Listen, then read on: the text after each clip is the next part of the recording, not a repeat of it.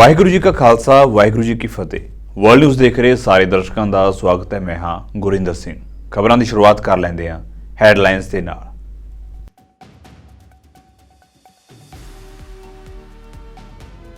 ਯੂਰਪੀ ਸੰਘ ਦੀਆਂ ਨੀਤੀਆਂ ਤੋਂ ਨਾਖੁਸ਼ ਕਿਸਾਨਾਂ ਦਾ ਰੋਸ ਪ੍ਰਦਰਸ਼ਨ ਜਾਰੀ। ਯੂਰਪ ਦੇ ਕਈ ਦੇਸ਼ਾਂ ਦੇ ਵਿੱਚ ਟਰੈਕਟਰਾਂ ਦੀਆਂ ਲੰਮੀਆਂ ਕਤਾਰਾਂ ਨੇ ਹਾਈਵੇਜ਼ ਨੂੰ ਕੀਤਾ ਬਲੌਕ।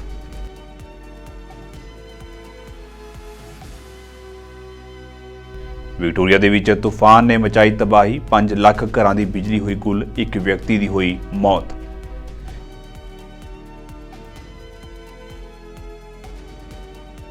ਮੁਸਲਿਮ ਲੀਗ ਨਵਾਜ਼ ਨੇ ਸ਼ਾਹਬਾਜ਼ ਸ਼ਰੀਫ ਨੂੰ ਪ੍ਰਧਾਨ ਮੰਤਰੀ ਦੇ ਅਹੁਦੇ ਲਈ ਕੀਤਾ ਨਾਮਜ਼ਦ। ਨਵਾਜ਼ ਸ਼ਰੀਫ ਦੀ ਧੀ ਮਰੀਮ ਨਵਾਜ਼ ਨੂੰ ਬਣਾਇਆ ਜਾਵੇਗਾ ਪੰਜਾਬ ਦੀ ਮੁੱਖ ਮੰਤਰੀ।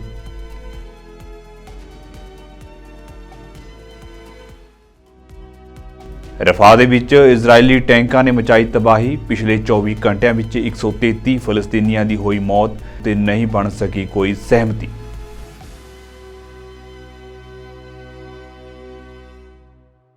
ਤੇ ਹੁਣ ਖਬਰਾਂ ਵਿਸਥਾਰ ਦੇ ਨਾਲ। ਸਭ ਤੋਂ ਪਹਿਲਾਂ ਗੱਲ ਕਰਦੇ ਹਾਂ ਕਿਸਾਨਾਂ ਦੀ। ਦੁਨੀਆ ਭਰ ਦੇ ਕਈ ਦੇਸ਼ਾਂ ਦੇ ਵਿੱਚ ਕਿਸਾਨ ਸੜਕਾਂ ਉੱਤੇ ਨੇ ਅਤੇ ਪ੍ਰਦਰਸ਼ਨ ਕਰ ਰਹੇ ਨੇ। ਫਰਾਂਸ ਤੋਂ ਬਾਅਦ ਹੁਣ ਯੂਰਪ ਦੇ ਹੋਰ ਦੇਸ਼ਾਂ ਦੇ ਵਿੱਚ ਵੀ ਹਜ਼ਾਰਾਂ ਕਿਸਾਨ ਟਰੈਕਟਰਾਂ ਦੇ ਨਾਲ ਸੜਕਾਂ ਉੱਤੇ ਉਤਰੇ ਹੋਏ ਨੇ। ਟਰੈਕਟਰ ਪ੍ਰਦਰਸ਼ਨਾਂ ਕਰਕੇ ਹਾਈਵੇ ਜਾਮ ਕੀਤੇ ਜਾ ਰਹੇ ਨੇ, ਜਿਸ ਦੇ ਨਾਲ ਆਵਾਜਾਈ ਠੱਪ ਹੋ ਕੇ ਰਹਿ ਗਈ ਹੈ। ਇਨ੍ਹਾਂ ਪ੍ਰਦਰਸ਼ਨਾਂ ਦਾ ਮੁੱਖ ਮਕਸਦ ਯੂਰਪੀਅਨ ਯੂਨੀਅਨ ਦੀਆਂ ਖੇਤੀ ਨੀਤੀਆਂ ਵਿੱਚ ਬਦਲਾਅ ਦੀ ਮੰਗ ਅਤੇ ਉਤਪਾਦਨ ਲਾਗਤ ਵਿੱਚ ਵਾਧੇ ਅਤੇ ਗੰਭੀਰ ਸੋਕੇ ਦੇ ਟਾਕਰੇ ਲਈ ਸਰਕਾਰ ਨੂੰ ਜਗਾਉਣਾ ਹੈ। ਪ੍ਰਦਰਸ਼ਨਾਂ ਕਾਰਨ ਕਈ ਮੁੱਖ ਰਾਸ਼ਟਰੀ ਰਾਜਮਾਰਗਾਂ ਨੂੰ ਜਾਮ ਕਰ ਦਿੱਤਾ ਗਿਆ। ਇਸ ਸੰਬੰਧੀ ਵੇਖ ਲੈਂਦੇ ਹਾਂ ਇੱਕ ਖਾਸ ਰਿਪੋਰਟ। ਇਸ ਸਾਲ 29 ਜਨਵਰੀ ਨੂੰ ਪੈਰਿਸ ਦੇ ਨੇੜੇ ਅਤੇ ਪੂਰੇ ਫਰਾਂਸ ਦੇ ਵਿੱਚ ਟਰੈਕਟਰਾਂ ਦੀਆਂ ਲੰਮੀਆਂ ਕਤਾਰਾਂ ਨੇ ਹਾਈਵੇ ਨੂੰ ਬੰਦ ਕਰ ਦਿੱਤਾ ਸੀ। ਫਰਾਂਸ ਦੇ ਵਿੱਚ ਕਿਸਾਨ ਯੂਨੀਅਨਾਂ ਰਾਸ਼ਟਰਪਤੀ ਇਮੈਨੂਅਲ ਮੈਕਰੋਨ ਦੀ ਸਰਕਾਰ ਵੱਲੋਂ ਦਿੱਤੀਆਂ ਰਿਆਇਤਾਂ ਤੋਂ ਨਾਖੁਸ਼ ਹਨ ਅਤੇ ਬਿਹਤਰ ਉਜਰਤਾਂ, ਘੱਟ ਨੌਕਰਸ਼ਾਹੀ ਅਤੇ ਵਿਦੇਸ਼ੀ ਮੁਕਾਬਲੇ ਤੋਂ ਸੁਰੱਖਿਆ ਲਈ ਲੜ ਰਹੀਆਂ ਨੇ। 31 ਜਨਵਰੀ ਨੂੰ ਪੈਰਿਸ ਦੇ ਵਿੱਚ ਇੱਕ ਫੂਡ ਮਾਰਕੀਟ ਦੇ ਬਾਹਰ ਪ੍ਰਦਰਸ਼ਨ ਕਰਨ ਤੋਂ ਬਾਅਦ 90 ਤੋਂ ਵੱਧ ਕਿਸਾਨਾਂ ਨੂੰ ਹਿਰਾਸਤ ਵਿੱਚ ਲਿਆ ਗਿਆ ਸੀ। ਫਰਾਂਸ ਦੇ ਕਿਸਾਨ ਕੀਟਨਾਸ਼ਕਾਂ ਦੀ ਵਰਤੋਂ ਦੇ ਨਾਲ-ਨਾਲ ਬਾਲਣ ਸਬਸਿਡੀ ਉੱਤੇ ਪਾਬੰਦੀ ਦੇ ਫੈਸਲੇ ਨੂੰ ਵਾਪਸ ਲੈਣ ਦੀ ਮੰਗ ਕਰ ਰਹੇ ਸਨ। ਕਿਸਾਨਾਂ ਦਾ ਵਿਰੋਧ ਇੰਨਾ ਜ਼ਬਰਦਸਤ ਸੀ ਕਿ ਫਰਾਂਸ ਸਰਕਾਰ ਨੇ ਆਪਣਾ ਫੈਸਲਾ ਵਾਪਸ ਲੈ ਲਿਆ। ਜਿਵੇਂ ਕਿ ਯੂਰਪ ਦੇ ਹੋਰ ਹਿੱਸਿਆਂ ਵਿੱਚ ਕਿਸਾਨਾਂ ਦੇ ਵਿਰੋਧ ਪ੍ਰਦਰਸ਼ਨ ਸ਼ੁਰੂ ਹੋਏ। ਯੂਰਪੀਅਨ ਕਮਿਸ਼ਨ ਨੇ ਵੀ ਆਪਣੀਆਂ ਨੀਤੀਆਂ ਨੂੰ ਸੋਧਣਾ ਸ਼ੁਰੂ ਕਰ ਦਿੱਤਾ ਹੈ। ਜੇਕਰ ਗੱਲ ਕਰੀਏ ਜਰਮਨੀ ਦੀ, ਤਾਂ ਜਰਮਨ ਕਿਸਾਨਾਂ ਨੇ ਵੀ ਸਬਸਿਡੀ ਵਿੱਚ ਕਟੌਤੀ ਦੇ ਖਿਲਾਫ ਦੇਸ਼ ਵਿਆਪੀ ਵਿਰੋਧ ਪ੍ਰਦਰਸ਼ਨ ਦੇ ਇੱਕ ਹਫ਼ਤੇ ਦੀ ਸ਼ੁਰੂਆਤ ਕੀਤੀ ਸੀ। ਖੇਤੀ ਡੀਜ਼ਲ ਉੱਤੇ ਟੈਕਸ ਛੋਟ ਨੂੰ ਪੜਾਅਵਾਰ ਖਤਮ ਕਰਨ ਦੇ ਸਰਕਾਰ ਦੇ ਫੈਸਲੇ ਦੇ ਜਵਾਬ ਦੇ ਵਿੱਚ ਕਿਸਾਨਾਂ ਨੇ ਵਿਰੋਧ ਪ੍ਰਦਰਸ਼ਨ ਦਾ ਸੱਦਾ ਦਿੱਤਾ। ਮਿਊਨਿਕ ਅਤੇ ਬਰਲਿਨ ਸਮੇਤ ਜਰਮਨੀ ਦੇ ਕਈ ਸ਼ਹਿਰਾਂ ਵਿੱਚ ਕਿਸਾਨਾਂ ਨੇ ਹਾਈਵੇ ਅਤੇ ਸੜਕਾਂ ਨੂੰ ਜਾਮ ਕਰ ਦਿੱਤਾ ਅਤੇ ਸੜਕਾਂ ਉੱਤੇ ਰੂੜੀ ਵੀ ਵਿਛਾ ਦਿੱਤੀ ਸੀ। ਇਸੇ ਤਰ੍ਹਾਂ ਸਪੇਨ ਦੇ ਕਿਸਾਨਾਂ ਨੇ ਅਧਿਕਾਰਤ ਤੌਰ ਉੱਤੇ 6 ਫਰਵਰੀ ਨੂੰ ਦੇਸ਼ ਵਿਆਪੀ ਵਿਰੋਧ ਪ੍ਰਦਰਸ਼ਨ ਸ਼ੁਰੂ ਕੀਤੇ। ਦਰਜਨਾਂ ਹਾਈਵੇਜ਼ ਉੱਤੇ ਆਵਾਜਾਈ ਦੇ ਵਿੱਚ ਰੁਕਾਵਟਾਂ ਆਈਆਂ। 10 ਫਰਵਰੀ ਨੂੰ ਵਿਰੋਧ ਪ੍ਰਦਰਸ਼ਨ ਹਿੰਸਕ ਹੋ ਗਏ। ਸਪੇਨ ਦੇ ਕਿਸਾਨਾਂ ਨੇ ਯੂਰਪੀ ਸੰਘ ਦੇ ਵਾਤਾਵਰਣ ਨਿਯਮਾਂ ਦੇ ਵਿਰੁੱਧ ਰੋਸ ਪ੍ਰਗਟ ਕੀਤਾ। ਸਪੇਨ ਦੇ ਵਿੱਚ ਕਿਸਾਨ ਵੱਖ-ਵੱਖ ਫਾਰਮ ਗਰੁੱਪਾਂ ਅਤੇ ਸੰਗਠਨਾਂ ਦੇ ਕਾਰਜਕ੍ਰਮ ਦੇ ਅਨੁਸਾਰ ਘੱਟੋ-ਘੱਟ ਫਰਵਰੀ ਦੇ ਬਾਕੀ ਦੇ ਸਮੇਂ ਲਈ ਦੇਸ਼ ਭਰ ਵਿੱਚ ਸੜਕਾਂ ਉੱਤੇ ਵਿਰੋਧ ਪ੍ਰਦਰਸ਼ਨ ਜਾਰੀ ਰੱਖਣ ਦੀ ਯੋਜਨਾ ਬਣਾ ਰਹੇ ਨੇ। ਇਜ਼ਰਾਈਲ ਦੇ ਵਿੱਚ ਵੀ ਕਿਸਾਨਾਂ ਨੇ ਯੂਰਪੀ ਸੰਘ ਦੀਆਂ ਖੇਤੀ ਨੀਤੀਆਂ ਅਤੇ ਖੇਤੀ ਖੇਤਰ ਦੇ ਲਈ ਘੱਟ ਪ੍ਰਬੰਧਾਂ ਦੇ ਵਿਰੋਧ ਵਿੱਚ ਰਾਜਧਾਨੀ ਰੋਮ ਦੇ ਰਿੰਗ ਰੋਡ ਉੱਤੇ ਪ੍ਰਦਰਸ਼ਨ ਕੀਤਾ ਸੀ ਅਤੇ ਅਜੇ ਵੀ ਦੇਸ਼ ਦੇ ਵੱਖ-ਵੱਖ ਇਲਾਕਿਆਂ ਵਿੱਚ ਇਹ ਵਿਰੋਧ ਪ੍ਰਦਰਸ਼ਨ ਜਾਰੀ ਨੇ। ਜੇਕਰ ਗੱਲ ਕਰੀਏ ਬੈਲਜੀਅਮ ਦੀ, ਤਾਂ ਇੱਥੇ ਵੀ ਸੈਂਕੜੇ ਨਾਰਾਜ਼ ਕਿਸਾਨਾਂ ਨੇ ਬਰਸੇਲਸ ਦੇ ਵਿੱਚ ਵੱਧ ਟੈਕਸਾਂ ਅਤੇ ਵੱਧਦੀਆਂ ਲਾਗਤਾਂ ਵਿਰੁੱਧ ਯੂਰਪੀਅਨ ਪਾਰਲੀਮੈਂਟ ਦੇ ਸਾਹਮਣੇ ਰੋਸ ਪ੍ਰਦਰਸ਼ਨ ਕੀਤਾ। ਕਿਸਾਨਾਂ ਦਾ ਵਿਰੋਧ ਖੇਤੀਬਾੜੀ ਨੂੰ ਵਧੇਰੇ ਟਿਕਾਊ ਬਣਾਉਣ ਲਈ ਯੂਰਪੀਅਨ ਯੂਨੀਅਨ ਦੇ ਉਪਾਵਾਂ ਦੇ ਨਾਲ-ਨਾਲ ਯੂਕਰੇਨ ਤੋਂ ਅਨਾਜ ਦੀ ਬਰਾਮਦ ਉੱਤੇ ਕੋਟਾ ਹਟਾਉਣ ਲਈ 27 ਮੈਂਬਰੀ ਬਲਾਕ ਦੇ ਕਦਮ ਦੇ ਵਿਰੁੱਧ ਹੈ। ਇਸ ਤੋਂ ਇਲਾਵਾ ਹੋਰ ਯੂਰਪੀ ਦੇਸ਼ਾਂ ਦੇ ਵਿੱਚ ਵੀ ਯੂਰਪੀ ਸੰਘ ਦੀਆਂ ਨੀਤੀਆਂ ਨੂੰ ਲੈ ਕੇ ਵਿਰੋਧ ਪ੍ਰਦਰਸ਼ਨ ਜਾਰੀ ਨੇ। ਪੋਲੈਂਡ ਦੇ ਵਿੱਚ ਕਿਸਾਨ ਯੂਰਪੀਅਨ ਯੂਨੀਅਨ ਦੀਆਂ ਵਾਤਾਵਰਣ ਨੀਤੀਆਂ ਅਤੇ ਗੈਰ ਯੂਰਪੀ ਦੇਸ਼ਾਂ ਤੋਂ ਅਨੁਚਿਤ ਮੁਕਾਬਲੇ ਦੇ ਵਿਰੋਧ ਵਿੱਚ ਦੇਸ਼ ਭਰ ਵਿੱਚ ਸੜਕਾਂ ਨੂੰ ਰੋਕ ਰਹੇ ਨੇ। ਪੋਲਿਸ਼ ਕਿਸਾਨਾਂ ਨੇ ਯੂਰਪੀਅਨ ਯੂਨੀਅਨ ਦੀਆਂ ਖੇਤੀਬਾੜੀ ਨੀਤੀਆਂ ਦੇ ਵਿਰੋਧ ਵਿੱਚ 14 ਫਰਵਰੀ ਨੂੰ 30 ਦਿਨਾਂ ਦੀ ਹੜਤਾਲ ਦੇ 5ਵੇਂ ਦਿਨ ਦੀ ਸ਼ੁਰੂਆਤ ਕੀਤੀ। ਉਹ ਆਪਣੀਆਂ ਰਾਸ਼ਟਰੀ ਸਰਕਾਰਾਂ ਅਤੇ ਬਲਾਕ ਦੋਵਾਂ ਤੋਂ ਵੱਧ ਰਹੀ ਉਤਪਾਦਨ ਲਾਗਤਾਂ, ਘੱਟ ਮੁਨਾਫੇ ਅਤੇ ਗੈਰ ਯੂਰਪੀ ਦੇਸ਼ਾਂ ਤੋਂ ਅਨੁਚਿਤ ਮੁਕਾਬਲੇ ਨਾਲ ਨਜਿੱਠਣ ਦੇ ਲਈ ਤਰੀਕਿਆਂ ਦੀ ਮੰਗ ਕਰ ਰਹੇ ਨੇ। ਗ੍ਰੀਸ ਦੇ ਕਿਸਾਨਾਂ ਨੇ ਧਮਕੀ ਦਿੱਤੀ ਹੈ ਕਿ ਜੇਕਰ ਸਰਕਾਰ ਨੇ ਉੱਚ ਊਰਜਾ ਕੀਮਤਾਂ ਅਤੇ ਜਲਵਾਯੂ ਪਰਿਵਰਤਨ ਦੇ ਵਾਧੇ ਪ੍ਰਭਾਵ ਦੇ ਨਾਲ ਨਜਿੱਠਣ ਦੇ ਵਿੱਚ ਉਹਨਾਂ ਦੀ ਮਦਦ ਨਹੀਂ ਕੀਤੀ ਤਾਂ ਉਹ ਆਪਣੀ ਕਾਰਵਾਈ ਤੇਜ਼ ਕਰਨਗੇ। ਯੂਨਾਨ ਦੀ ਸਰਕਾਰ ਨੇ ਕਿਸਾਨਾਂ ਦੇ ਲਈ ਊਰਜਾ ਲਾਗਤ ਵਿੱਚ ਮਦਦ ਦਾ ਵਾਅਦਾ ਕੀਤਾ ਸੀ, ਜਿਸ ਦੇ ਵਿੱਚ ਖੇਤੀਬਾੜੀ ਡੀਜ਼ਲ ਦੇ ਲਈ ਟੈਕਸ ਛੋਟਾਂ ਵਿੱਚ 1 ਸਾਲ ਦਾ ਵਾਅਦਾ ਸ਼ਾਮਲ ਹੈ। ਹਾਲ ਹੀ ਦੇ ਹਫ਼ਤਿਆਂ ਵਿੱਚ ਕਿਸਾਨਾਂ ਨੂੰ ਵਿਰੋਧ ਕਰਨ ਦੇ ਲਈ ਉਕਸਾਉਣ ਦੇ ਕਈ ਕਾਰਨ ਸਾਹਮਣੇ ਆਏ ਹਨ। ਇਹਨਾਂ ਵਿੱਚ ਵਾਧੀ ਲਾਗਤ, ਉੱਚ ਕਰਜ਼ਾ ਅਤੇ ਡਿੱਗਦੀਆਂ ਕੀਮਤਾਂ ਸ਼ਾਮਲ ਨੇ। ਉਦਾਹਰਣ ਲਈ 1 ਸਾਲ ਪਹਿਲਾਂ ਦੇ ਮੁਕਾਬਲੇ 2023 ਦੀ ਤੀਜੀ ਤਿਮਾਹੀ ਵਿੱਚ ਕਿਸਾਨਾਂ ਵੱਲੋਂ ਪ੍ਰਾਪਤ ਖੇਤੀ ਉਤਪਾਦਾਂ ਦੀ ਔਸਤ ਕੀਮਤ ਵਿੱਚ 9% ਦੀ ਗਿਰਾਵਟ ਆਈ ਹੈ। Bureau report. ਆਸਟ੍ਰੇਲੀਆ ਦੇ ਵਿਕਟੋਰੀਆ ਸੂਬੇ ਦੇ ਵਿੱਚ ਭਿਆਨਕ ਤੂਫਾਨ ਨੇ ਤਬਾਹੀ ਮਚਾਈ ਹੋਈ ਹੈ। ਤੁਹਾਨੂੰ ਦੱਸ ਦਈਏ ਕਿ ਇੱਥੇ ਵੱਡੀਆਂ ਬਿਜਲੀ ਟਰਾਂਸਮਿਸ਼ਨ ਲਾਈਨਾਂ ਅਤੇ ਪਾਵਰ ਜਨਰੇਟਰ ਫੇਲ ਹੋ ਚੁੱਕੇ ਨੇ। ਇਨ੍ਹਾਂ ਹਾਲਾਤਾਂ ਦੇ ਵਿੱਚ ਅੰਦਾਜ਼ਨ 1.5 ਮਿਲੀਅਨ ਵਿਕਟੋਰੀਅਨ ਵਾਸੀ ਬਿਜਲੀ ਤੋਂ ਸੱਖਣੇ ਹਨ। ਅੱਜ ਦੁਪਹਿਰ ਖੇਤਰੀ ਵਿਕਟੋਰੀਆ ਅਤੇ ਮੈਲਬੌਰਨ ਦੇ ਵੱਡੇ ਹਿੱਸਿਆਂ ਦੇ ਵਿੱਚ ਤੂਫਾਨੀ ਮੌਸਮ ਨੇ ਵੱਡੇ ਆਕਾਰ ਦੇ ਗੜੇ, ਅਚਾਨਕ ਹੜ੍ਹ ਅਤੇ ਤੇਜ਼ ਹਵਾਵਾਂ ਲਿਆ ਦਿੱਤੀਆਂ ਨੇ। ਆਸਟ੍ਰੇਲੀਅਨ ਐਨਰਜੀ ਮਾਰਕੀਟ ਆਪਰੇਟਰ ਨੇ ਤੂਫਾਨਾਂ ਦੌਰਾਨ ਇੱਕ ਮਹੱਤਵਪੂਰਨ ਪਾਵਰ ਸਿਸਟਮ ਘਟਨਾ ਦੀ ਪੁਸ਼ਟੀ ਕੀਤੀ। ਊਰਜਾ ਮੰਤਰੀ ਨੇ ਸੋਸ਼ਲ ਮੀਡੀਆ ਉੱਤੇ ਪੁਸ਼ਟੀ ਕੀਤੀ ਹੈ ਕਿ ਟਰਾਂਸਮਿਸ਼ਨ ਟਾਵਰਾਂ ਦੇ ਭੌਤਿਕ ਤੌਰ ਉੱਤੇ ਢਹਿ ਜਾਣ ਕਾਰਨ ਤਕਰੀਬਨ 5 ਲੱਖ ਘਰ ਬਿਜਲੀ ਤੋਂ ਬਿਨਾਂ ਹਨ। ਉਹਨਾਂ ਨੇ ਪੋਸਟ ਕੀਤਾ ਹੈ ਕਿ AEMO ਪਾਵਰ ਬਹਾਲ ਕਰਨ ਦੇ ਲਈ ਸਖਤ ਮਿਹਨਤ ਕਰ ਰਿਹਾ ਹੈ। ਆਸਟ੍ਰੇਲੀਆ ਦੇ ਵਿੱਚ ਆਈ ਇਸ ਕੁਦਰਤੀ ਆਫਤ ਨੇ ਸਭ ਕੁਝ ਉਥਲ-ਪੁਥਲ ਕਰਕੇ ਰੱਖ ਦਿੱਤਾ ਹੈ। ਇਸ ਦੌਰਾਨ ਦਰਜਨਾਂ ਮੈਟਰੋਪੋਲੀਟਨ ਰੇਲ ਲਾਈਨਾਂ ਨੂੰ ਮੁਅੱਤਲ ਕਰਨਾ ਪਿਆ, ਜਦੋਂ ਕਿ ਹੋਰਾਂ ਨੂੰ ਮੌਸਮ ਕਾਰਨ ਵੱਡੀ ਦੇਰੀ ਦਾ ਸਾਹਮਣਾ ਕਰਨਾ ਪਿਆ ਹੈ। ਅੱਜ ਸਵੇਰੇ ਜ਼ਿਆਦਾਤਰ ਖੁਸ਼ਕ, ਗਰਮ ਅਤੇ ਹਨੇਰੀ ਵਾਲੇ ਹਾਲਾਤਾਂ ਤੋਂ ਬਾਅਦ ਦੁਪਹਿਰ ਨੂੰ ਵਿਕਟੋਰੀਆ ਅਤੇ ਮੈਲਬੌਰਨ ਦੇ ਕੇਂਦਰੀ ਹਿੱਸਿਆਂ ਵਿੱਚ ਤੇਜ਼ ਗਰਜ ਅਤੇ ਬਿਜਲੀ ਚਮਕੀ। ਤੂਫਾਨਾਂ ਨੇ ਰਾਜ ਦੇ ਪੱਛਮ ਦੇ ਵਿੱਚ ਤਬਾਹੀ ਮਚਾ ਦਿੱਤੀ। ਭਾਰੀ ਗੜੇ ਅਤੇ ਤੇਜ਼ ਹਵਾਵਾਂ ਨੇ ਗਿਲੋਂਗ ਦੇ ਉੱਤਰ ਵਿੱਚ ਅਨਾਕੀ ਵਿਖੇ ਬਿਜਲੀ ਦੀਆਂ ਲਾਈਨਾਂ ਨੂੰ ਅਤੇ ਬੁਨਿਆਦੀ ਢਾਂਚੇ ਨੂੰ ਤਬਾਹ ਕਰ ਦਿੱਤਾ। ਮੈਲਬੌਰਨ ਦੇ ਦੱਖਣ ਪੂਰਬ ਦੇ ਵਿੱਚ ਕਲੇਟਨ ਦੇ ਵਿੱਚ ਹੜ੍ਹਾਂ ਨੇ ਸੜਕਾਂ ਉੱਤੇ ਪਾਣੀ ਭਰ ਦਿੱਤਾ। ਤੂਫਾਨੀ ਹਵਾਵਾਂ ਅਤੇ ਭਾਰੀ ਗੜੇਮਾਰੀ ਕਾਰਨ ਘਰਾਂ ਦੀਆਂ ਛੱਤਾਂ ਅਤੇ ਬਿਜਲੀ ਦੀਆਂ ਲਾਈਨਾਂ ਨੂੰ ਕਾਫੀ ਨੁਕਸਾਨ ਪੁੱਜਿਆ ਹੈ। ਥਾਂ-ਥਾਂ ਉੱਤੇ ਸੜਕਾਂ ਉੱਤੇ ਦਰਖਤ ਜੜੋਂ ਪੁੱਟੇ ਜਾ ਚੁੱਕੇ ਨੇ। ਇਸ ਤੂਫਾਨ ਦੌਰਾਨ 130 ਕਿਲੋਮੀਟਰ ਪ੍ਰਤੀ ਘੰਟੇ ਦੀ ਰਫ਼ਤਾਰ ਦੇ ਨਾਲ ਹਵਾਵਾਂ ਚੱਲੀਆਂ ਦੱਸੀਆਂ ਜਾ ਰਹੀਆਂ ਨੇ। ਤਾਪਮਾਨ ਜੋ ਕਿ ਪਹਿਲਾਂ 48 ਡਿਗਰੀ ਦੇ ਉੱਚ ਪੱਧਰ ਉੱਤੇ ਸੀ, ਕੁਝ ਹੀ ਮਿੰਟਾਂ ਵਿੱਚ ਤੇਜ਼ੀ ਨਾਲ 15 ਡਿਗਰੀ ਘਟ ਕੇ 26 ਡਿਗਰੀ ਸੈਲਸੀਅਸ ਹੋ ਗਿਆ। Less than 24 hours into the operational response to that extreme weather event, and the authorities predicted that yesterday would have a would experience catastrophic weather, and that's exactly what we saw with that combination of extreme heat, thunderstorms, high wind that, as we've seen, have caused massive destruction, and heavy rain.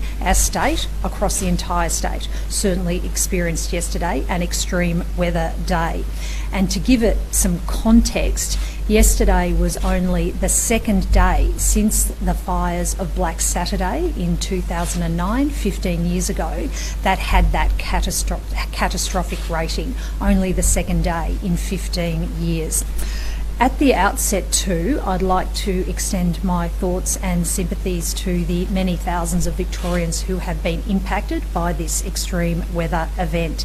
There are some, particularly in the west of the state, who experienced that terrible fire experience that went through the state, who have spent the night at a relief centre in Stawell, who don't know if they've got a home to go to today. And our thoughts are with them.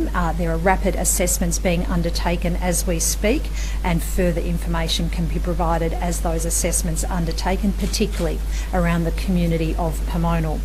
Also too, very sadly, we've had one fatality confirmed, a dairy farmer in Merbau North who was killed in the storms that went through South Gippsland last night, and our thoughts and also to our support with the family who have lost a loved one, and also the broader community. I'd also too like to acknowledge the again remarkable response we have witnessed and are continuing to witness from our firefighters, our emergency responders, SES members, and everyone who has been working very hard around the clock to manage this emergency. And I'd also particularly like to acknowledge the 5 firefighters from the Ballarat CFA Brigade who were injured in Pomona yesterday. They were out there responding to the call out, protecting the Pomona community, and please know you have the gratitude of all of us for the selfless work that you do. Pakistan Muslim League Nawaz ਨੇ party ਪ੍ਰਧਾਨ ਸ਼ਹਿਬਾਜ਼ ਸ਼ਰੀਫ ਨੂੰ ਮੰਗਲਵਾਰ ਰਾਤ ਪਾਕਿਸਤਾਨ ਦੇ ਪ੍ਰਧਾਨ ਮੰਤਰੀ ਅਹੁਦੇ ਲਈ ਨਾਮਜ਼ਦ ਕੀਤਾ ਹੈ। PMLN ਦੀ ਬੁਲਾਰਨ ਮਰੀਮ ਔਰੰਗਜ਼ੇਬ ਨੇ ਐਕਸ ਉੱਤੇ ਕਿਹਾ ਹੈ ਕਿ ਪਾਰਟੀ ਸੁਪਰੀਮੋ ਨਵਾਜ਼ ਸ਼ਰੀਫ ਨੇ ਆਪਣੇ ਛੋਟੇ ਭਰਾ ਸ਼ਹਿਬਾਜ਼ ਸ਼ਰੀਫ ਨੂੰ ਪ੍ਰਧਾਨ ਮੰਤਰੀ ਅਹੁਦੇ ਲਈ ਅਤੇ ਧੀ ਮਰੀਮ ਨਵਾਜ਼ ਨੂੰ ਪੰਜਾਬ ਸੂਬੇ ਦੀ ਮੁੱਖ ਮੰਤਰੀ ਅਹੁਦੇ ਲਈ ਨਾਮਜ਼ਦ ਕੀਤਾ ਹੈ। ਉਨ੍ਹਾਂ ਕਿਹਾ ਕਿ ਨਵਾਜ਼ ਸ਼ਰੀਫ ਨੇ ਅਗਲੀ ਸਰਕਾਰ ਬਣਾਉਣ ਲਈ PMLN ਦਾ ਸਮਰਥਨ ਕਰਨ ਵਾਲੀਆਂ ਸਿਆਸੀ ਪਾਰਟੀਆਂ ਦਾ ਧੰਨਵਾਦ ਕੀਤਾ ਅਤੇ ਉਮੀਦ ਜਤਾਈ ਹੈ ਕਿ ਅਜਿਹੇ ਫੈਸਲੇ ਪਾਕਿਸਤਾਨ ਨੂੰ ਸੰਕਟ ਵਿੱਚੋਂ ਬਾਹਰ ਕੱਢਣਗੇ। ਦੱਸ ਦਈਏ ਕਿ ਜੇਲ੍ਹ ਦੇ ਵਿੱਚ ਬੰਦ ਸਾਬਕਾ ਪ੍ਰਧਾਨ ਮੰਤਰੀ ਇਮਰਾਨ ਖਾਨ ਦੀ ਪਾਰਟੀ ਪਾਕਿਸਤਾਨ ਤਹਿਰੀਕ-ਏ-ਇਨਸਾਫ ਨੂੰ ਛੱਡ ਕੇ ਬਾਕੀ ਮੁੱਖ ਪਾਰਟੀਆਂ ਨੇ ਐਲਾਨ ਕੀਤਾ ਹੈ ਕਿ ਉਹ PMLN ਦੀ ਅਗਵਾਈ ਵਿੱਚ ਗੱਠਜੋੜ ਕਰਕੇ ਸਰਕਾਰ ਬਣਾਉਣ ਦੀ ਕੋਸ਼ਿਸ਼ ਕਰਨਗੇ। बन चुकी है, पीपल्स पार्टी ने कमेटी बना दी है, हमने कमेटी बना दी, इस तरह बाकी पार्टीज भी कमेटीज बनाएंगी और वो कमेटी जो हैं वो रूल्स ऑफ द गेम का फैसला करेंगी। और दूसरा, बतौर सदर मुस्लिम लीग नून के मैं यहाँ पर इस मौके से फ़ायदा उठाते हुए मैं ये ऐलान कर रहा हूँ कि पार्टी की मशावरत से, मियां नवाज शरीफ की मशावरत से पंजाब में हमारी जो वज़ीर आला के कैंडिडेट हैं वो मरीम नवाज शरीफ ज़ोमा तशरीफ़ फरमा हैं। हम सब इसलिए यहाँ पर इकट्ठे हुए हैं कि हम कौम को बता सकें कि इस वक्त अभी जो इलेक्शन हमने लड़े और यकीनन इलेक्शन में हम एक दूसरे के ख़िलाफ़ भी बात करते हैं, अपना मौक़िफ़ पेश करते हैं, अपना मैनिफेस्टो पेश करते हैं, वो अब मरहला ख़त्म हो चुका। अब पार्लियामान अब मार्ज वजूद में आने वाली है और अब हमारी जो जंग है वो इस मुल्क के जो चैलेंजेस हैं उनके ख़िलाफ़ सबसे पहला चैलेंज इस मुल्क के नंबर 1 में समझता हूँ वो हमारी इकॉनमी है। उसको हमने पाँव पे खड़ा करना है, जो कि एक बज़ात ख़ुद एक हमालिया नुमा एक चैलेंज है। लेकिन जब वही कौमें आगे बढ़ती हैं, जब उनकी जो लीडरशिप है वो इकट्ठी हो जाए और फैसला कर ले कि हमने अपने इख्तिलाफात ख़त्म करके हमने अपनी कौम को आगे लेके जाना है, बेरोज़गारी और इस मुल्क के अंदर जो गुर्बत है उसके ख़ात्मे के लिए उसके ख़िलाफ़ जंग लड़नी है। IMF का जो मुआहदा जो हुआ था उसने पाकिस्तान को दोबारा उसको एक स्टेबिलिटी, इकनॉमिक स्टेबिलिटी दी और अब हमें मज़ीद आगे बढ़ना है। पाकिस्तान के जो कर्ज़े हैं उनको किस तरह हमने कम करना है, पाकिस्तान में जो महंगाई है उसके ख़िलाफ़ जंग लड़नी है, पाकिस्तान में जो एक हमारे जो इस मुल्क के अंदर जो हमारी जो इकनॉमिक ग्रोथ है उसको बढ़ाना है।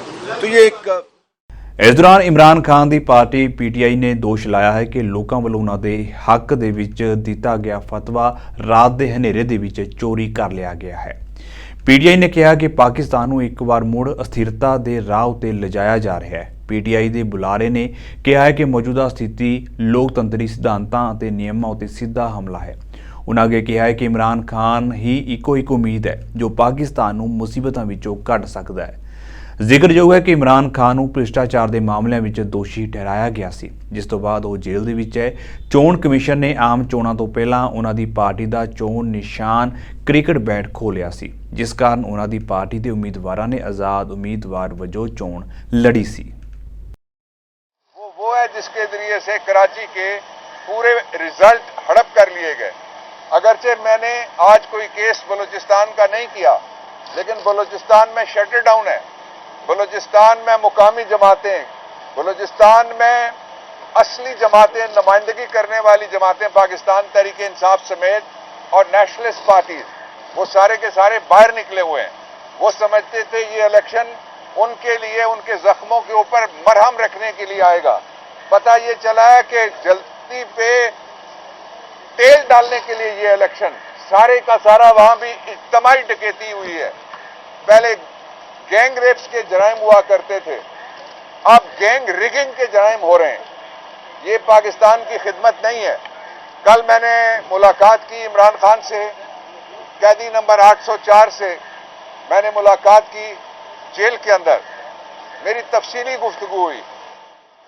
میں جو دوسری بات کہنا چاہتا ہوں وہ یہ ہے کہ اس وقت جو گورنمنٹ فارمیشن ہو رہی ہے لوٹا بازی کے ذریعے سے، جو لوگ گئے میں ان کو بتانا چاہتا ہوں کہ آئین کے آرٹیکل 63 کی روح سے وہ نااہل ہو جائیں گے۔ اب یہ وہ والا زمانہ نہیں ہے کہ پاکستان تحریک انصاف کا جو آدمی جائے گا، خریدا جائے گا اور گورنمنٹ میں بیٹھا رہے گا، اس لیے کہ سب کی ویڈیوز ہمارے پاس ہیں، اس لیے کہ سب کے ایفیڈیوٹ ہمارے پاس ہیں، اس لیے کہ سب کے بیانات آپ کے پاس ہیں میڈیا کے اوپر۔ یہ سفیشینٹ مٹیریل ہے اور 3 شرائط ہیں کسی کو ہٹانے کی، یا کسی پارٹی کے نشان پہ لڑا ہو اور اس کی پارلیمانی پارٹی کا ممبر ہو، یا اس کی حمایت سے جیتا ہو، یا اس نے پارٹی نے نشان نہ ہو اس کو نامزد کیا ہو۔ تو ہم نے تو سارے نامزد کیے ہوئے ہیں، اس لیے میجورٹی کھڑی ہے۔ جو کھڑے ہیں ان کو شاباش دیتا ہوں، کھڑے رہو، ڈٹے رہو، مستقبل پاکستانیوں کا ہے۔ پاکستان کے اندر کسی مافیا کا کوئی مستقبل نہیں ہے۔ جو مافیا کو مسلط کرنے کی کوشش ہو رہی ہے، میں آپ اس کی طرف سے آتا ہوں، آپ کو بتاتا ہوں۔ میں اصل صورتحال اس وقت یہ ہے کہ وہ یہ چاہتے ہیں کہ جس طرح جنرل مشرف کے دور میں جو ملا ملٹری الائنس تھا وہ اپوزیشن میں بھی تھا اور وہ حکومت میں بھی تھا، اس کے بعد صوبائی حکومتیں بھی تھیں اور مولانا فضل الرحمان صاحب لیڈر آف دی اپوزیشن بھی تھے، یہ سامنے والے ہاؤس میں نیشنل اسمبلی کے اندر۔ اب ایسا نہیں چلے گا جو یہ کہا جا رہا ہے کہ جس کا پیٹ پھاڑ کے چوری کا مال نکالنا تھا۔ ਬੀਤੇ ਦਿਨੀ ਇਜ਼ਰਾਈਲੀ ਟੈਂਕਾਂ ਨੇ ਰਫਾਹ ਦੇ ਪੂਰਬੀ ਖੇਤਰ ਉੱਤੇ ਗੋਲੀਬਾਰੀ ਕੀਤੀ। ਗਾਜ਼ਾ ਦੇ ਸਿਹਤ ਵਿਭਾਗ ਦੇ ਅਧਿਕਾਰੀਆਂ ਨੇ ਦੱਸਿਆ ਕਿ ਪਿਛਲੇ 24 ਘੰਟਿਆਂ ਵਿੱਚ 133 ਫਲਸਤੀਨੀ ਮਾਰੇ ਗਏ ਨੇ। ਜ਼ਿਕਰਯੋਗ ਹੈ ਕਿ ਮਿਸਰ ਦੀ ਰਾਜਧਾਨੀ ਕਾਹਿਰਾ ਦੇ ਵਿੱਚ ਅਮਰੀਕਾ, ਮਿਸਰ, ਇਜ਼ਰਾਈਲ ਅਤੇ ਕਤਰ ਦੇ ਸੀਨੀਅਰ ਅਧਿਕਾਰੀਆਂ ਨੇ ਕੈਦੀਆਂ ਦੀ ਰਿਹਾਈ ਅਤੇ ਸਥਾਈ ਜੰਗਬੰਦੀ ਲਈ 3 ਪੜਾਅ ਦੀ ਰੂਪਰੇਖਾ ਤਿਆਰ ਕਰਨ ਲਈ ਮੰਗਲਵਾਰ ਨੂੰ ਗੱਲਬਾਤ ਸ਼ੁਰੂ ਕੀਤੀ। ਇਜ਼ਰਾਈਲੀ ਖੂਫੀਆ ਏਜੰਸੀ ਦੇ ਮੁਖੀ ਡੇਵਿਡ ਬਰਨੀ ਵੀ ਗੱਲਬਾਤ ਵਿੱਚ ਸ਼ਾਮਲ ਹੋਏ, ਪਰ ਇਸ ਗੱਲਬਾਤ ਦੌਰਾਨ ਕਿਸੇ ਵੀ ਮੁੱਦੇ ਉੱਤੇ ਕੋਈ ਸਹਿਮਤੀ ਨਹੀਂ ਬਣ ਸਕੀ। ਇਜ਼ਰਾਈਲ ਨੇ ਮੰਗਲਵਾਰ ਨੂੰ ਦਾਅਵਾ ਕੀਤਾ ਹੈ ਕਿ ਉਸਨੇ ਪਿਛਲੇ 24 ਘੰਟਿਆਂ ਵਿੱਚ ਦੱਖਣੀ ਅਤੇ ਮੱਧ ਗਾਜ਼ਾ ਵਿੱਚ ਝੜਪਾਂ ਦੌਰਾਨ ਦਰਜਨਾਂ ਫਲਸਤੀਨੀ ਲੜਾਕਿਆਂ ਨੂੰ ਮਾਰ ਦਿੱਤਾ ਹੈ, ਜਿਨ੍ਹਾਂ ਵਿੱਚ ਰਫਾਹ ਦੇ ਨਾਲ ਲੱਗਦੇ ਖਾਨ ਯੂਨਿਸ ਸ਼ਹਿਰ ਦੇ 30 ਲੋਕ ਸ਼ਾਮਲ ਨੇ। ਗਾਜ਼ਾ ਦੇ ਸਿਹਤ ਅਧਿਕਾਰੀਆਂ ਨੇ ਦੱਸਿਆ ਕਿ ਸੋਮਵਾਰ ਰਾਤ ਮੱਧ ਗਾਜ਼ਾ ਵਿੱਚ ਨੁਸਰਤ ਸ਼ਰਨਾਰਥੀ ਕੈਂਪ ਉੱਤੇ ਇਜ਼ਰਾਈਲੀ ਹਮਲੇ ਵਿੱਚ 16 ਫਲਸਤੀਨੀ ਮਾਰੇ ਗਏ। ਇੱਕ ਸਥਾਨਕ ਨਿਵਾਸੀ ਨੇ ਦੱਸਿਆ ਹੈ ਕਿ ਇਜ਼ਰਾਈਲੀ ਟੈਂਕ ਪੱਛਮ ਤੋਂ ਪੂਰਬ ਦੇ ਵੱਲ ਵਧ ਰਹੇ ਨੇ ਅਤੇ ਨਾਗਰਿਕਾਂ ਉੱਤੇ ਲਗਾਤਾਰ ਗੋਲੀਬਾਰੀ ਕਰ ਰਹੇ ਨੇ। ਗਾਜ਼ਾ ਦੇ ਸਿਹਤ ਵਿਭਾਗ ਦੇ ਅਧਿਕਾਰੀਆਂ ਮੁਤਾਬਕ 7 ਅਕਤੂਬਰ ਤੋਂ ਇਜ਼ਰਾਈਲ ਦੇ ਚੱਲ ਰਹੇ ਹਮਲੇ ਵਿੱਚ ਹੁਣ ਤੱਕ 28,473 ਫਲਸਤੀਨੀ ਆਪਣੀ ਜਾਨ ਗਵਾ ਚੁੱਕੇ ਨੇ, ਜਦਕਿ 68,146 ਲੋਕ ਜ਼ਖਮੀ ਹੋਏ ਨੇ। About the deteriorating conditions and security for humanitarian aid deliveries in Gaza. He said there is a breakdown in public order. At the same time, he added, restrictions imposed by Israel are limiting humanitarian distribution. On the other hand, the deconfliction mechanism to protect humanitarian aid delivery is not effective. The Secretary General reiterated his hope that negotiations for the release of hostages and some form of cessation of hostilities would be successful in order to avoid an all-out offensive over Rafah, which would have devastating consequences. The Office for the Coordination of Humanitarian Affairs reports that intense fighting in Khan Yunis, particularly near Nasser and Al-Amal hospitals, continue to jeopardize the safety of medical staff. Yesterday, they tell us, volunteers were able to exit Al Nasser Hospital and reroute sewage from a broken pipeline that was flooding the emergency room in the hospital and threatening to shut it down. This was made possible after our colleagues at OCHA coordinated a local 3-hour pause, which was agreed to by the Israeli military. A permanent fix of the pipeline is still pending. At the same time, Al-Amal hospitals continue to contend with acute shortages of fuel and medical supplies, and currently is only one functional operating room. Across Gaza, humanitarian operations, including needs assessments and deliveries, are heavily constrained, including due to denial of access and attacks hitting coordinated convoys and surrounding areas. Humanitarian colleagues working on education have analyzed satellite image to assess damages to school across the Gaza Strip. Their assessment found that 162 school buildings have been directly hit, representing nearly 30% of the total 563 school buildings in Gaza. At least 26 of those have been destroyed. Ontario ਦੇ premier Doug Ford ਨੇ ਆਖਿਆ ਹੈ ਕਿ Ontario ਦੇ ਡਰਾਈਵਰਾਂ ਨੂੰ ਜਲਦੀ ਹੀ ਆਪਣੀਆਂ ਲਾਇਸੈਂਸ ਪਲੇਟਾਂ ਦੀ ਸਾਲਾਨਾ ਰਜਿਸਟ੍ਰੇਸ਼ਨ ਕਰਵਾਉਣ ਦੇ ਸਿਲਸਿਲੇ ਤੋਂ ਮੁਕਤੀ ਮਿਲ ਜਾਵੇਗੀ। ਉਨ੍ਹਾਂ ਆਖਿਆ ਕਿ ਪ੍ਰੋਵਿੰਸ ਇਸ ਪ੍ਰਕਿਰਿਆ ਨੂੰ ਆਟੋਮੈਟਿਕ ਬਣਾਉਣ ਵੱਲ ਕੰਮ ਕਰ ਰਹੀ ਹੈ। ਫੋਰਡ ਨੇ ਇਹ ਐਲਾਨ ਟੋਰਾਂਟੋ ਵਿੱਚ ਇੱਕ ਨਿਊਜ਼ ਕਾਨਫਰੰਸ ਦੇ ਵਿੱਚ ਕੀਤਾ। ਓਨਟਾਰੀਓ ਦੀਆਂ ਸੜਕਾਂ ਉੱਤੇ ਐਕਸਪਾਇਰ ਹੋ ਚੁੱਕੀਆਂ ਲਾਇਸੈਂਸ ਪਲੇਟਾਂ ਵਿੱਚ ਹੋਏ ਵਾਧੇ ਸੰਬੰਧੀ ਫੋਰਡ ਨੇ ਆਖਿਆ ਹੈ ਕਿ ਅਸੀਂ ਪਹਿਲਾਂ ਸਟਿੱਕਰਾਂ ਤੋਂ ਖਹਿੜਾ ਛੁਡਾਇਆ ਅਤੇ ਹੁਣ ਅਸੀਂ ਰਜਿਸਟ੍ਰੇਸ਼ਨ ਤੋਂ ਵੀ ਖਹਿੜਾ ਛੁਡਾ ਲਵਾਂਗੇ। ਇਹ ਆਪਣੇ ਆਪ ਹੀ ਰਜਿਸਟਰਡ ਹੋ ਜਾਇਆ ਕਰਨਗੀਆਂ, ਇਸ ਲਈ ਲੋਕਾਂ ਨੂੰ ਇਸ ਬਾਰੇ ਚਿੰਤਾ ਕਰਨ ਦੀ ਲੋੜ ਨਹੀਂ ਹੈ। That next week, our government will introduce legislation to protect people in Ontario from the high cost of any future carbon tax. If passed, this new legislation will require future provincial governments to hold a referendum before imposing a carbon pricing scheme. This new law will guarantee that no provincial government can force a costly carbon tax on the people of Ontario without ensuring their voices are heard loud and clear. We're giving the people of Ontario a veto over carbon taxes. People know where I stand on the carbon tax. I've opposed it from the very beginning. My record couldn't be more different than Bonnie Crombie's. She supported the carbon tax right from the start. She's the queen of carbon tax. Even worse, she raised property taxes every year she was mayor. Bonnie has never seen a tax she wouldn't like to hike. The last thing people need right now are higher taxes. They deserve relief. So we're once again calling on the federal government to eliminate their carbon tax. The federal carbon tax is adding more than 14 cents every liter of gas, and they're getting ready to increase it again in April from 14.3 cents per liter of gas to 17.6 cents per liter. It needs to end. It's driving up the cost of absolutely everything, adding hundreds, even thousands of additional dollars in costs on the backs of the hardworking people of Ontario. I'm a strong believer in protecting the environment by investing in clean, green steel, by building the electric vehicles of the future, by leading the largest transit expansion in North America, by building the future of clean nuclear energy, by expanding provincial parks, not by taxing hardworking people. It's never been more important to keep costs down, especially now, as people struggle with the Bank of Canada's interest rate hikes and rising prices. ਸੋ ਫਿਲਹਾਲ ਦੇ ਲਈ world news ਦੇ ਵਿੱਚ ਇੰਨਾ ਹੀ। ਤੁਹਾਨੂੰ ਮੈਨੂੰ ਇਜਾਜ਼ਤ ਦਿਓ। ਵਾਹਿਗੁਰੂ ਜੀ ਕਾ ਖਾਲਸਾ, ਵਾਹਿਗੁਰੂ ਜੀ ਕੀ ਫਤਿਹ।